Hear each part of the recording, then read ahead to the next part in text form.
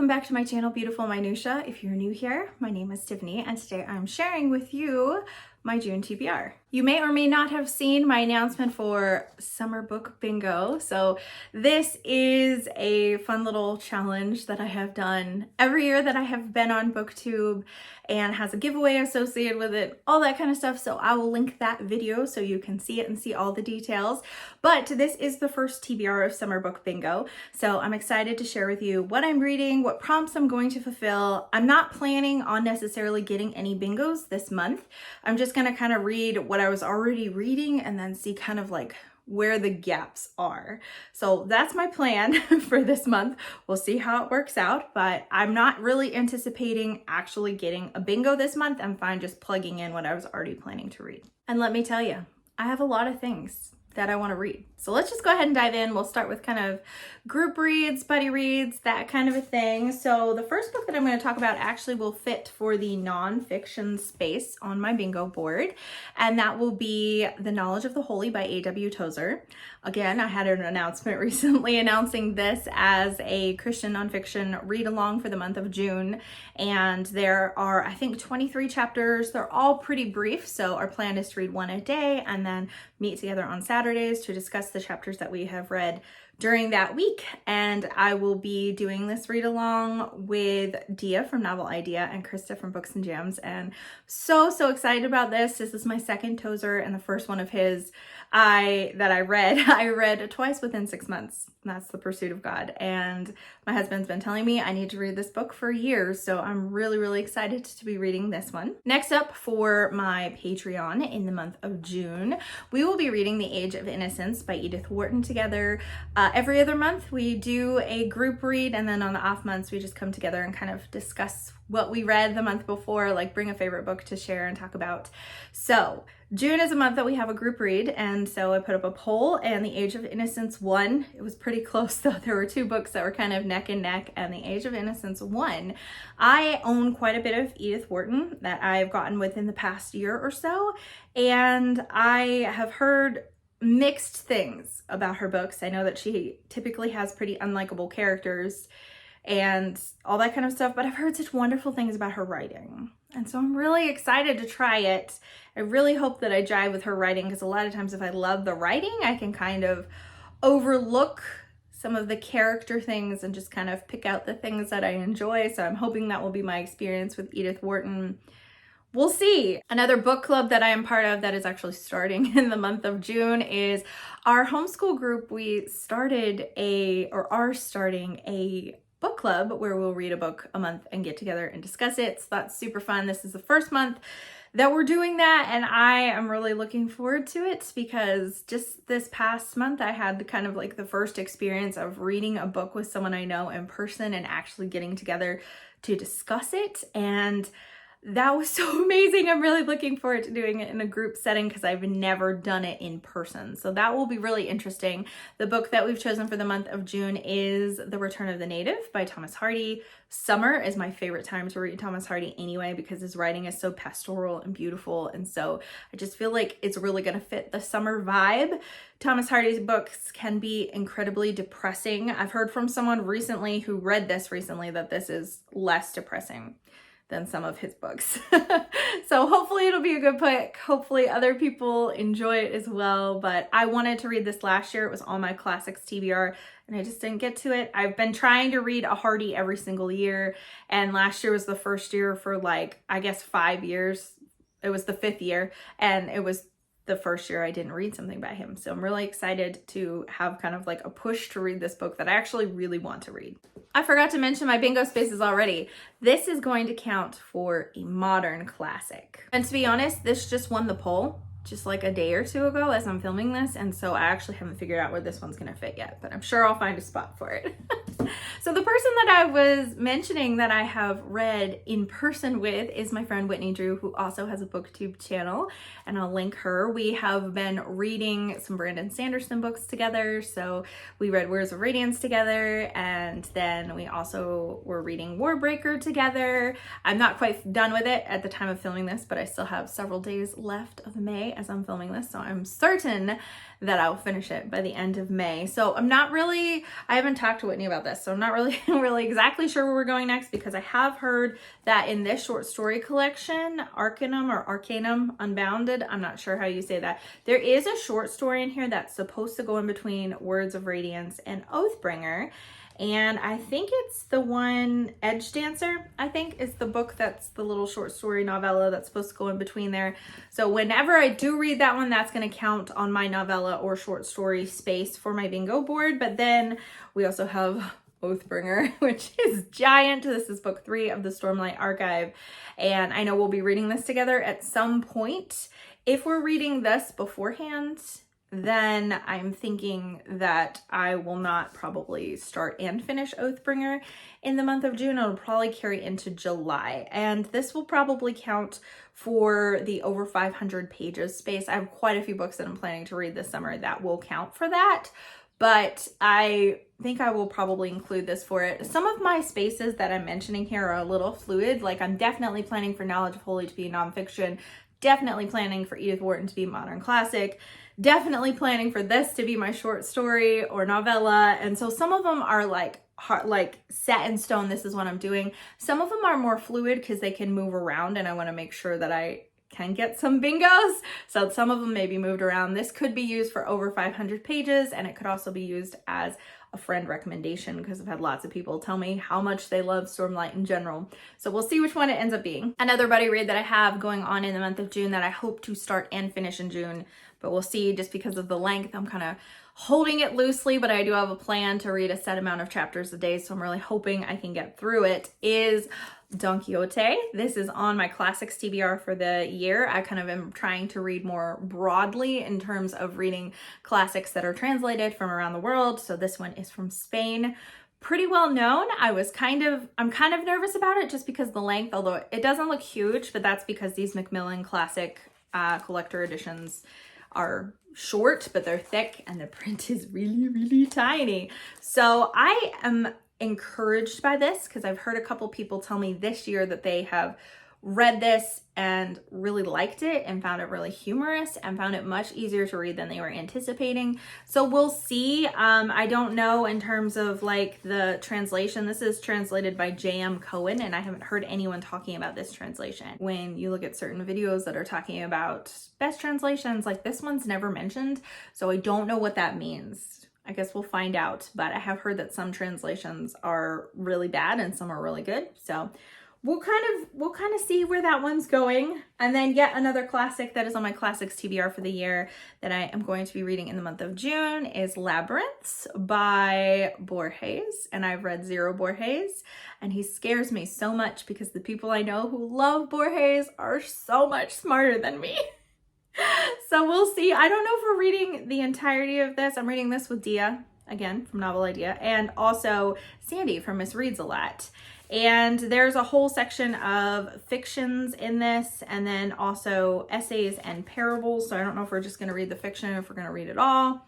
We'll see. I think I'm going to have to dig deep, and that this will be kind of challenging for me intellectually, but this is, I think he's Argentinian. So this is for my classics TBR, like around the world, and will definitely be challenging, but I am looking forward to it. And I think for Labyrinths, the space that I'm going to use is an author with a summer birthday, because Borges' birthday was in summer. I'm already forgetting to tell you what spaces these are going for. Don Quixote will be a translated work. So even though both of these are translated, Don Quixote just kind of fits into that just a little bit better. So another book that is on my classics TBR for the year is a nonfiction, and I haven't decided exactly where this is going to fit yet on the bingo board. Might use sunset colors because it's kind of got those colors. This is a longer book, and it's the Memoirs of Lady Haegyong, and it's Korean. So I'm reading this with Christy Lewis from Dostoevsky in Space and our friend Joanna, who has a Bookstagram account, Jojo Bookish Mojo, and so I'll link her Bookstagram account below so you can check her out. She's amazing. We are Korean buddies. We watch K-dramas together, talk about K-pop together. We love all the Korean things together. And so, yeah, so we are going to start this book. I don't know, I can't remember if we're actually starting it in June or July, but this is one that I plan to take my time with and probably stretch out over the entirety of the summer. This is not one that I plan to start and finish in June. So I know I have a lot of big books on here, but some of them will not only specifically be read in that month. Another book that I hope to start in June, but I do not anticipate finishing, is Moby Dick from Herman Melville. This has been on my TBRs for the past few months. I'm reading it with Christy as well. And then Amy from Amy of Hearthridge and Kellyanne Mitchell are joining us for this, but Christy and I are taking it super slow. Like I said, I haven't even started it. Christy's not that far into it, so we're taking it really chill and really slow. So there really hasn't been any discussion. I think that both Kellyanne and Amy have read more of this than Christy has, so we're just kind of all at different paces, but that's okay. I would like to start this in June and then carry it out over a couple of months. That's kind of what I'm anticipating doing. So that's gonna kind of depend on my pace for Don Quixote. I think that if I can't get through Don Quixote in a month, then that's gonna make it a little probably harder for me to complete Moby Dick in a timely manner. But again, this is a book that I've been saying I'm gonna start. I was gonna start it in April and still have not started it. So I'm gonna try to start it this month, but as you can see, I have a lot of really big books on my schedule for this month. So we'll just kind of see how that ends up going, but that's my plan. I think I may use this potentially for like a seaside prompt because it takes place on a whaling ship, but we'll see. I have some options for that one. Then my last buddy read, because there's a lot of buddy reads in the month of June, is I will hopefully be reading Thunderhead by Neil Schusterman. This is book 2 in the Arc of a Scythe series, and I will be reading this with my friend Tia. We read Scythe in the month of April and really enjoyed it. And then with all of our Montgomery May reads, we did not get around to reading the sequel, which I kind of thought might happen. My plan was to do it end of May or beginning of June, so hopefully we will get to this one soon. We both really loved Scythe, so I think that it will be really fun to read this book with Dia. And I think my plan is to use this for a one-word title or potentially 2 E's in the title. We'll just see. And then I have a couple of other books on here because I just don't have enough, apparently. So one of the spaces on my bingo board is for a graphic novel or a manga, and I'm hoping to start this manga series in June because I can knock out a manga easily in just like one sitting. And so a friend of mine loaned me Attack on Titan, which I have not read. I have borrowed the first 4 volumes from her because that felt like a good starting place. And so I have not read this. I am caught up on Spy Family, which is the manga series that I was kind of most looking forward to reading more of, and I think I am totally caught up with that through what my library currently owns. I think there might be another volume or 2 that's out that they haven't gotten yet, so I feel okay starting another manga series. So yeah, so I don't even really know exactly what this is about, to be honest. I've just heard really good things about it, so I'm hoping that I enjoy it. I just realized I showed you volume 2. This is volume 1. I'm looking at the spines and realizing that I was off on that. So I'm looking forward to starting this. And then the last book that I have on my TBR is a really short one. It's for my Read or Rid project, which I am using the Buzzwordathon and Chantel Reads All Day's Read Your Bookshelf Challenge for kind of completing these books that I want to read by the end of the year or get rid of if I don't end up reading them. And for the Buzzwordathon, the prompt was the word other, and I couldn't find anything that I wanted to read that had the word other in the title. So I'm just going to skip the Buzzwordathon for June. It's not like I don't have enough books to read anyway. But the prompt for the Read Your Bookshelf Challenge just kind of follows this progression that's based on the last book that you read for the month before. So my book for May was Strange the Dreamer, and then the prompt for June was half of the letters. So I think Strange the Dreamer, it either had like 17 or 18 letters. I'm trying to remember for sure. So I have a book here that has 9 letters in it, so that's like half of 18. And that book is Smale Home by C.L. Williams. I love this cover so much, and it looks like very medieval. This is a middle grade, and that's all I know about it, is that it's kind of medieval, it's middle grade. I love the cover, and I am trying to decide, this one's really fluid on my bingo space as well, that I may do sunset colors, because it's got gold and then this like kind of like reddish color that I see in sunsets all the time, but I could also use this as a one-word title as well. So there's a couple different ways that I could go with this one. It might actually also be applicable for a coming of age story, because a lot of middle grade books are, so I'm not really sure. I'm kind of playing it by ear and looking at my TBRs for July and August, and I don't have all my spaces planned out. Some people like plan out the entire board. I take it much more fluidly with books that I already want to read, and then kind of plug them in and then see where I need to fill the gaps, usually with like mood reading towards like, mid to end July and then throughout August. And I have less buddy reads planned, I think, in August than I do in June or July. So that should work out okay. But anyways, yeah, so this is my final book, and I'm not even going to try to lift the stack for you. I think at the beginning of the video, you might have been able to see it was like kind of in the frame in the bottom, because I had like 2 stacks, and I have like a little stool over here that I was sitting on. So it's a lot, and there's a lot of big books, and I was thinking, oh, I don't have that much that I'm doing in June. And then I'm looking through this list and I'm like, I have a lot that I'm doing in June, but that's okay. Pretty much all these books are ones that I am super excited to read and have wanted to read for a long time. I have a lot of classics on this list, and so we'll just kind of see how much I end up getting through. There are some that I'm totally flexible with continuing into other months, such as, Moby Dick and Don Quixote and Oathbringer. And so there are bigger books here that I'm totally fine just like reading over the course of several months, or maybe not even starting till July if that's what I need to do.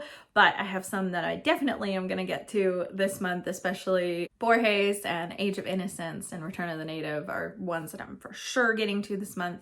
And Don Quixote, for sure, starting it this month anyway. So I am just really, really looking forward to all the books that I have planned. So I'd love to hear from you in the comments down below. Are you participating in Summer Book Bingo? Are you participating in any other readathons? Because there's always so many that are happening during the summertime, and I'm not participating in any in June because I already had so many buddy read commitments that I didn't need to throw something else on there. But I am so excited about this TBR, and I'd love to hear if there are a couple of books or one book in particular that you're really excited for that you're planning to read in June. Thank you so much for watching. If you like this video, please hit like and also subscribe so you can continue to see more bookish content from me, and I will see you again next time.